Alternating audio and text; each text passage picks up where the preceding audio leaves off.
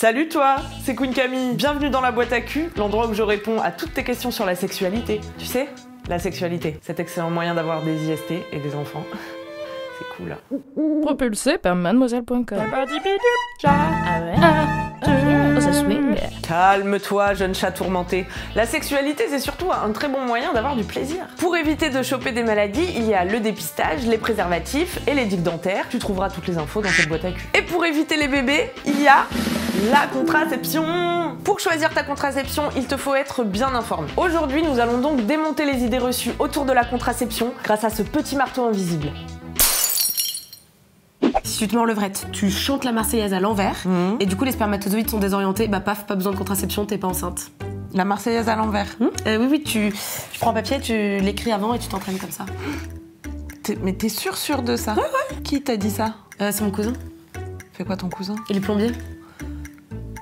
Ah ouais. J'ai reçu une question de la part de Nora qui m'écrit ceci. Salut Queen Camille. Salut ma flûte de pan. J'ai un copain depuis 6 mois et je prends la pilule, mais j'aimerais changer de contraception. Sauf que je n'ai que 23 ans et je ne sais pas si je peux avoir un stérilet.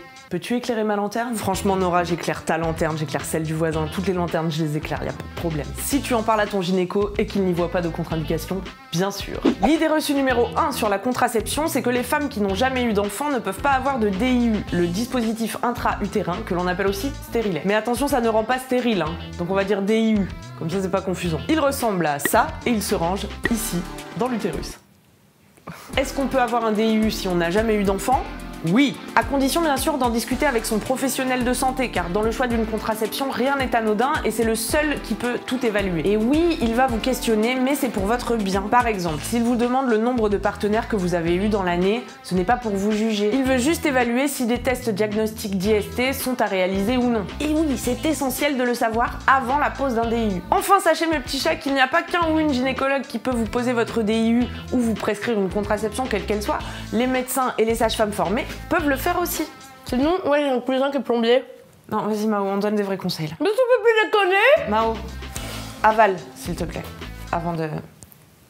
Deuxième idée reçue sur la contraception, le préservatif empêche de prendre du plaisir. Faux. Alors évidemment, les sensations ne sont pas les mêmes lorsque le pénis porte un préservatif, mais la capote n'empêche pas de prendre du plaisir, et heureusement. Déjà parce que les préservatifs sont très fins et que, utilisés avec du lubrifiant, ils permettent d'avoir des rapports sexuels, ma foi, fort agréables. En tout cas, le fait qu'un ou une partenaire apprécie moins le sexe avec un préservatif ne doit jamais être une excuse pour prendre des risques. Se retirer avant l'éjaculation n'est absolument pas une méthode de contraception et cela entraîne bien souvent des grossesses non désirées. Donc, si le préservatif vous refroidit, choisissez un autre moyen de contraception et faites-vous dépister car la capote est le seul moyen de contraception qui protège des infections sexuellement transmissibles. Et franchement, entre du sexe avec un préservatif et pas de sexe, enfin après c'est vous qui voyez, hein, c'est... On enchaîne. Idée reçue numéro 3, les fumeuses ne peuvent pas prendre de contraception. C'est faux car il existe différentes hormones dans les contraceptifs. Les contraceptions à base d'œstrogènes sont en effet déconseillées aux femmes fumeuses. Ce sont les pilules œstroprogestatives, l'anneau et le patch. Par contre, sous réserve d'un avis médical et d'une prescription adéquate, elles peuvent prendre des contraceptions à base de progestérone ou sans hormones, c'est-à-dire la pilule progestative, et oui, il y a même des pilules sans œstrogènes, l'implant, les DIU cuivre ou progestatifs, ou les méthodes barrières. Mao, c'est Non mais justement là c'était important, c'était juste pour te dire qu'il faut pas mentir à son médecin sur sa consommation de cigarettes parce que y a des méthodes qui sont adaptées pour chacune d'entre nous. Bah oui, voilà. Oui c'est ça Mao. Tu dis pas que des conneries. Ah oui, je dis pas que des conneries. Allez, va jouer avec les autres enfants là-bas.